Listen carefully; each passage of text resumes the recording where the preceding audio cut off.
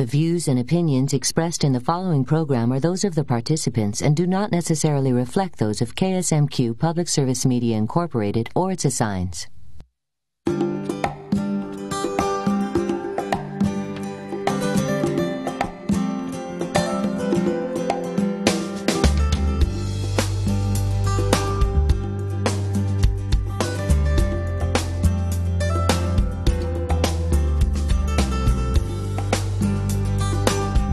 Thank you for joining us on Farm Connections. I'm Dan Hoffman, and I'm pleased to introduce Katie, Kevin, Jared, and Stacy. They're here to talk about the FFA and the opportunities, and that's the title of our show tonight, FFA Opportunities. Ms. Stacy Fritz, you're the advisor for Region 8 FFA. Would you just tell us a little bit about yourself, and then we'll have the officers introduce themselves as well. Sounds good. I'm this year's region advisor, which means that I have the region president as my chapter. I teach in Chatfield, at Chatfield High School. I've been there for 5 years, been teaching for 6 years. And Jared, when you introduce him, is with us, is our current president and is also at Chatfield. So, Kevin? I'm serving as the 2010-2011 treasurer, Region 8 treasurer, and I am attending Sturville High School. I will be a senior next year, and this is my 4th year in the FFA. And I live outside of High Forest on a family swine farm. Thank you, Kevin. And your FFA advisor's name? Mr. Erickson. Mr. Erickson. Katie. Hi, my name is Katie Winslow, and I am serving as the Region 8 Vice President this year. And I have been in the FFA for 5 years, all at Chatfield, and I live on my family hog farm outside of Fountain, Minnesota. Excellent. Thank you, Katie. And Jared. My name is Jared Hansen, and I am the Region 8 FFA President. I am beginning my 6th year of FFA membership. I just recently graduated from Chatfield High School, and in the fall I will be attending the University of Minnesota. I live on a horse farm just outside of Chatfield, Minnesota. Jared, what do you plan to study at the U? I plan to study agricultural education with an emphasis on leadership and communications. Excellent. Thank you, and welcome to the show, Farm Connections. Thank you. And the topic tonight, again, is FFA Opportunities. I was lucky enough to attend the awards banquet, the Region 8 FFA Awards Banquet, I believe in April at Sturteville. Tell me about that. The Region 8 FFA Awards Banquet is held every April. And what we do at that banquet is not only install our new officer team as well as retire the old one, but also congratulate and recognize the successes of all of our FFA members throughout the entire FFA year. Well, I was very impressed. Official dress, neat, clean people, good communication skills, awards, lots of positive things. And I believe there was another advisor at that time before Ms. Fritz. Yes. His name was? Mr. Willie Luban from St. Charles. St. Charles. And Kevin Brown was helping some? Yes. From Southland? Yes. Looked like a lot of teamwork and a lot of work for that evening. Can you tell us what all led up to that evening? It looked like a culmination of perhaps a whole year. Yes, definitely. The Region 8 officer team is elected in January and installed at the awards banquet in April, and we spend the entire year working on building our leadership skills and working together as a team, becoming stronger and bonding together so that we can serve the members in an effective manner and inspire the members to get out and to teach community members and educate them about agriculture. Well, you did, and it was excellent. Katie, tell us about that experience for you. Well, the year was fantastic. We started off going to Power Conference up in Morris, Minnesota, and it was a blast. I got really close to the 10 people on the team, forever really good friendships with those guys.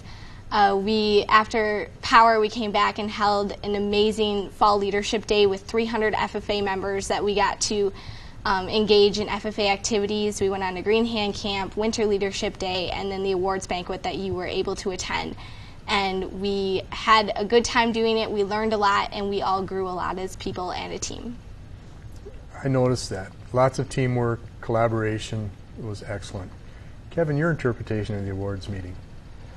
Well, the awards night for me is a way to help congratulate all the people throughout the year with the career development events that they participated in, to recognize those who have excelled in that area, along with supervised agricultural experiences, the people that have excelled in them areas too. Can you elaborate on supervised occupational experience?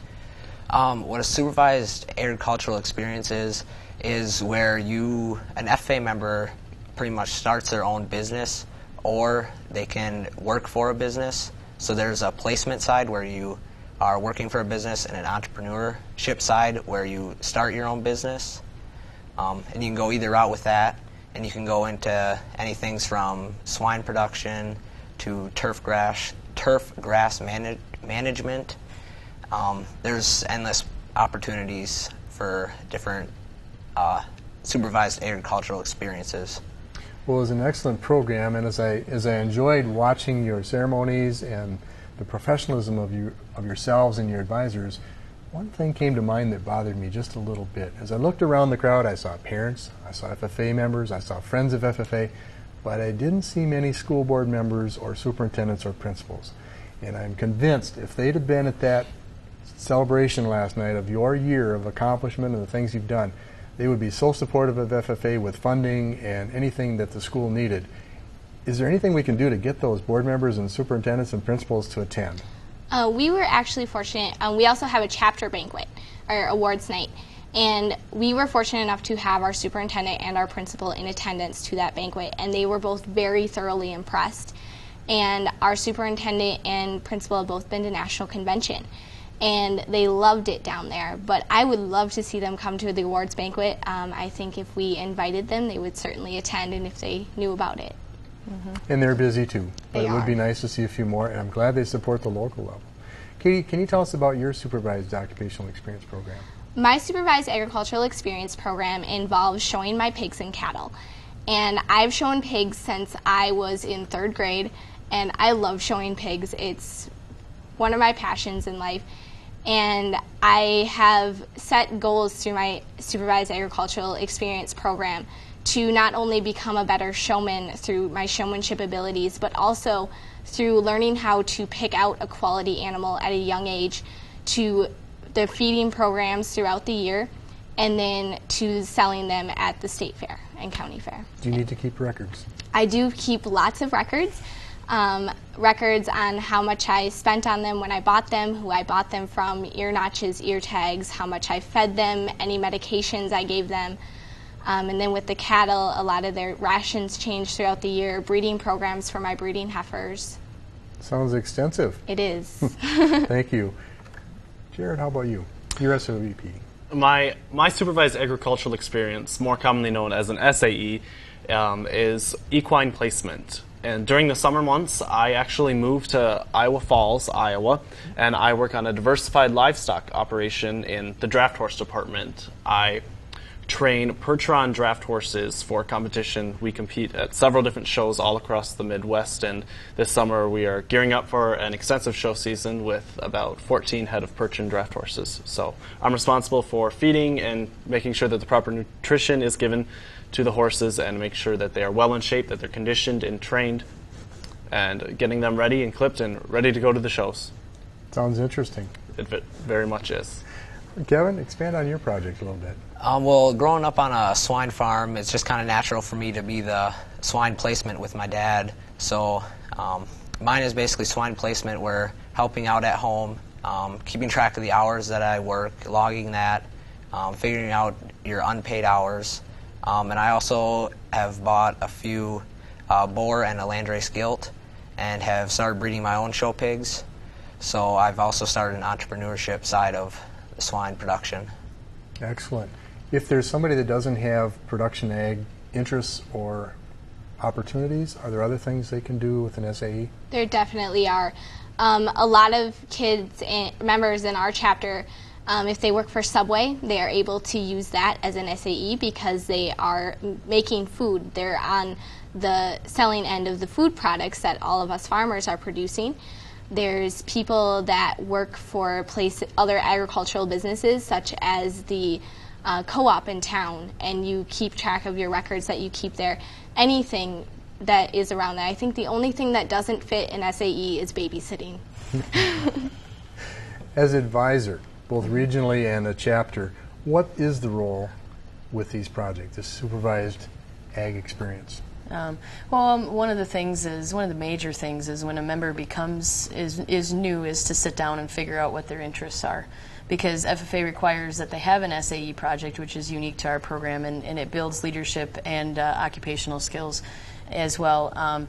That's probably one of the biggest things. I know a lot of students will come in and think, I have no idea what I'm going to do for an SAE project, and I don't think that there's one that fits me. And then we'll sit down and talk, and at the end of the discussion, they'll find out, hey, there's a few options that I have in areas that interest me. But it's important to find an area that interests a student. We have 3 people up here who have outstanding SAE projects in production areas, and I would say that a good half of my students in my chapter are in non-production at least. If not more, maybe about 60%. A lot of them they maybe live in town, or maybe they have a hobby farm at home, or maybe they have small animals. They have dogs, cats, things like that, that they're interested in. And once we figure out what they like, then we can start tailoring a program to them and set some goals every year. And the important thing is record keeping, depending on what they have for an SAE project, and keeping up with all that so that it's on file in the classroom. I heard you use the word tailor. Are you indicating that each student is individually taught? We try. That takes an awful lot of work on the part of the instructor, but in order for students to get the most out of FFA, they need to know what opportunities are available to them, and they can suit that for their own interests. Like we kind of talked about before, I don't find any student that's in our high school today that can't find something in FFA that would interest them. You know, it's what you get out of it. The amount of work that they put into it will equal what they get out in rewards for leadership skills and perhaps money or plaques and scholarships and connections there later on when they're trying to find a job. So I get to write lots of letters of recommendation as well. And I when that time comes. Definitely agree with that. Starting out as a 7th grade FFA member, I had no idea that there was even a region level beyond what our chapter was doing. And then I ended up going to Green Hand Camp and going to some different competitions and realized that I could do so much more in the FFA, and it has inspired me to set really high goals for myself in life and to do some other things within the FFA outside of our chapter as well as within it. And I think you're just defining some of the levels, but we kind of failed to mention it, but Ms. Fritz is your chapter advisor as well, yes. right? Yes. So that's one level, and she's also your regional advisor. Yes. And the reason she's the advisor is because the president came from Chatfield? Right. Yes. Mm-hmm. How do you think she balances all that? Very carefully. So tell me about an typical FFA meeting at Chatfield. Typical FFA meeting, we call it to order. We do our opening ceremonies, which is tradition and very unique to the FFA. Each of us has a part that states why we are in the position we are in as officers. We say our little pledge thing that we have, and then we go into Secretary's report and Treasurer's report, which is standard for any type of business meeting. All of this is run through we try to run it through parliamentary procedures. Then we will go into old business, discussing any activities that anyone has participated in, such as their career development events, any community activities that we have shown support for.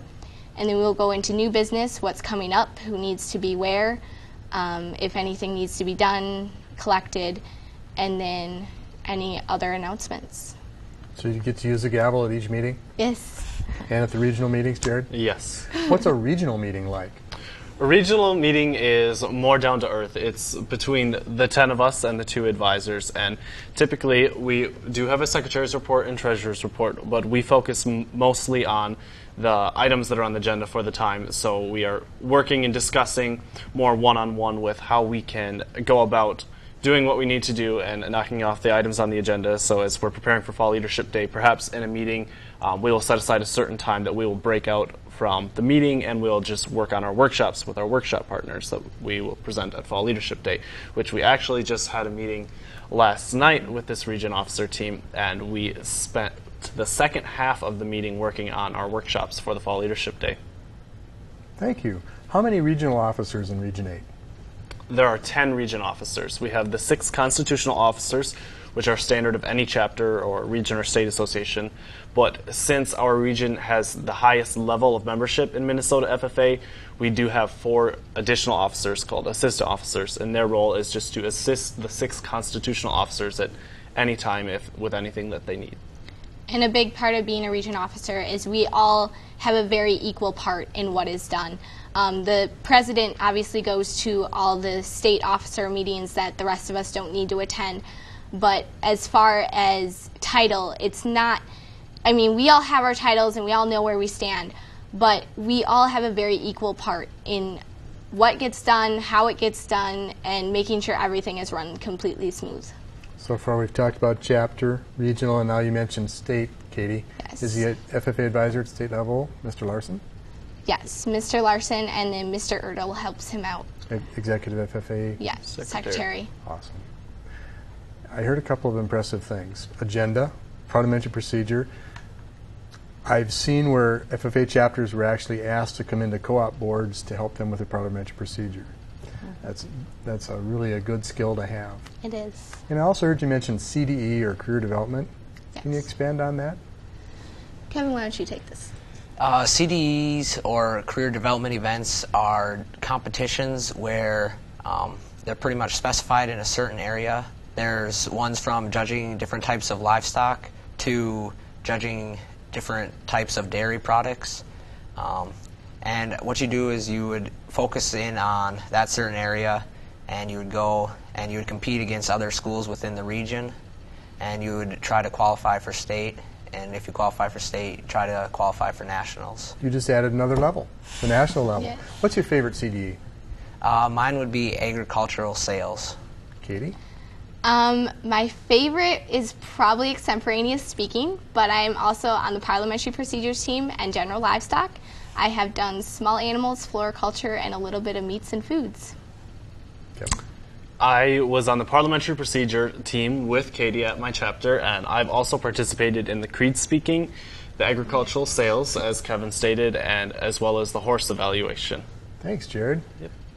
The FFA advisors' responsibilities with CDEs or career development? Part of which we act as coaches to the teams. Now, that's an awful lot to ask one person to do when you have 7, 8, 9 teams going to state. They have to qualify at the region level to go to state, and that's dependent upon what the quota sets for this from the state level. So, for instance, for general livestock, the top 9 teams might go. For ag sales, the top 2 teams get to go to state. So it's just dependent on how many they allow at the state level. A lot of times what advisors will do, and this is consistent with those in the region and the state, is they'll ask alumni to help coach as well, or people who support the program if they don't have an alumni chapter. I was able to utilize that, especially for the crops team this year. I know I wouldn't have had time to teach them enough to be able to advance on to state, and they were able to go to state this year. So that's an extension of our program, is supporters of FFA, and there's quite a few of them, very eager to help. So People in our audience that wish to help their local chapter could join the FFA alumni. Yes. if there is one, and even if there's not one, they certainly can contact their advisor. I don't know too many of them that turn down help. I think you have too much to do to turn down help. Right. When I listen to the schedule, the program of activities that you have, it makes me think you couldn't possibly do all this inside a school day or a school year. Do you do things at night and also weekends and in the summer? Definitely. We have all of our meetings are at night. Our chapter meetings are standardly at 7. Region meetings are whatever day all 10 of us can get together, usually in the evening. We do a lot of summer activities. Our FFA year does not end with the school year. We have judging competitions in the summer. We do things at our community level. When we have Western Days in Chatfield, we hold a tractor show, and we have our face out there all year round. And you're going to be on breakfast on the farm, I think, in Mauer County, some of the FFA officers possibly? Yep. Yes. What about the advisor?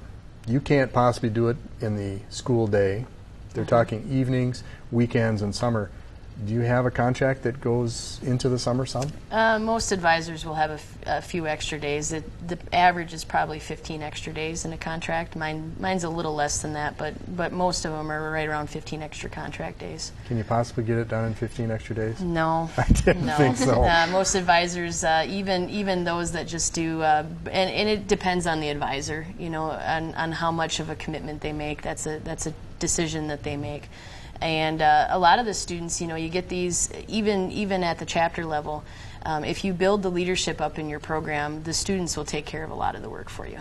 And at the region level especially, you have such a high level of leadership there that I go there and watch. I'll make some inputs here and there where I feel it's necessary, but for the most part, they run everything, they do everything, they take charge, and they take ownership, which is very important for students to do. Being able to have that control over what they want to do and being able to implement it is the greatest teacher that there can be. And my role then becomes a supervisor and advisor when necessary. But you're right, it doesn't end at 3:30, 4 o'clock when necessarily other teachers go home, because you still have to teach during the day, different agri-science classes and things of that nature. So there's a lot of outside work, and our families of advisors need to be those that are very supportive and believe in the ideals of the program as well for that to work out well. Sounds like a learning by doing motto. What is the FFA motto?